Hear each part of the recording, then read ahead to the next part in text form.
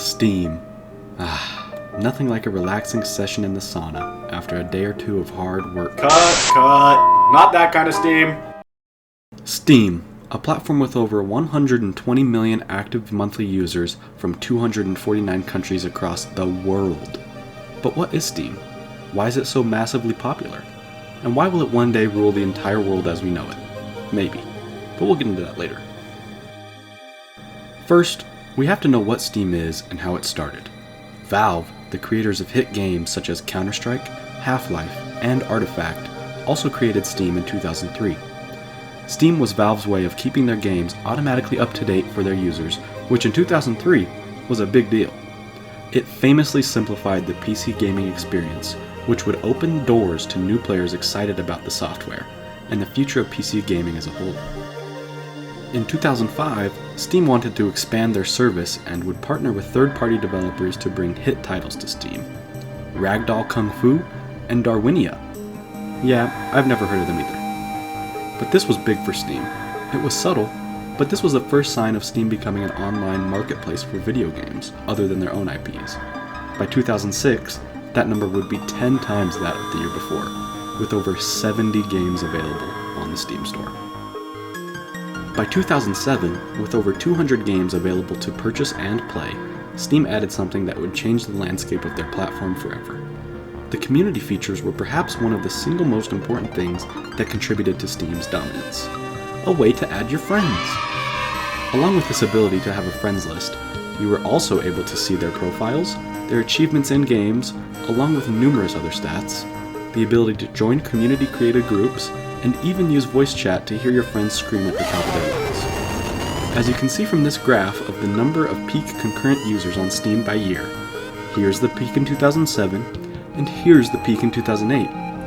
I know it doesn't look like a lot, but by this time in 2008, Steam had over 20 million registered users.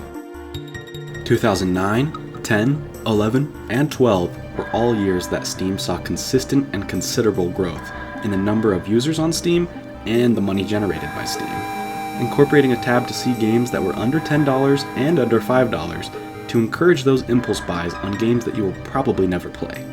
Along with these bargain tactics, they now show the percentage of discount you are getting to make spotting the best deals easy. These simple tactics were enough to skyrocket the sales record through Steam. One article I found stated that Valve claims the sales of games on Steam were up over 100% through 2011.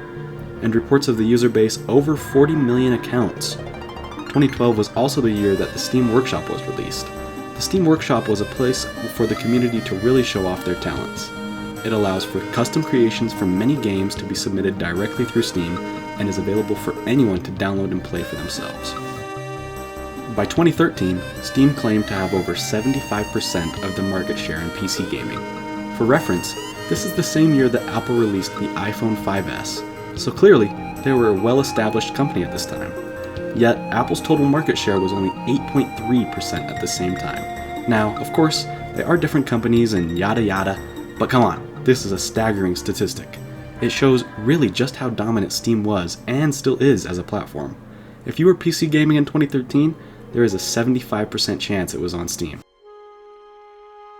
2014 was a quiet year, seeing consistent growth as the years before, implementing the family sharing feature while the games weren't being used in the primary library, meaning that you could finally play Bejeweled 3 while your older brother was sleeping, rather than shelling out $5 to buy it yourself.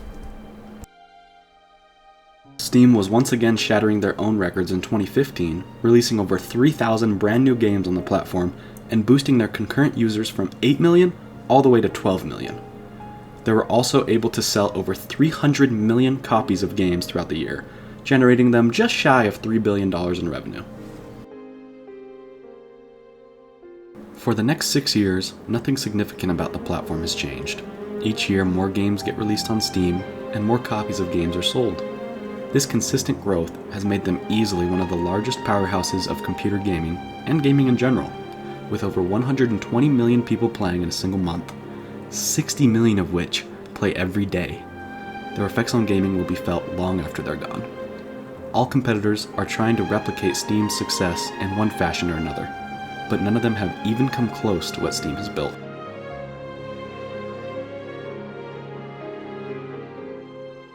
Now, to address the question in the beginning, how will Steam one day rule the world?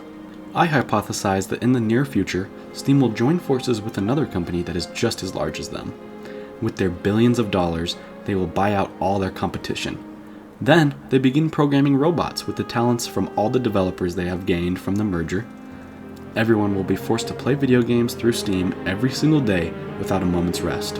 And people who refuse to follow these rules will be transported into the cloud and forever stuck playing Farming Simulator until the end of time. But probably not.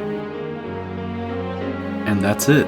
That's the history of Steam and how they managed to become the dominant enterprise that we all know and love today. Thank you all for watching. I hope you enjoyed.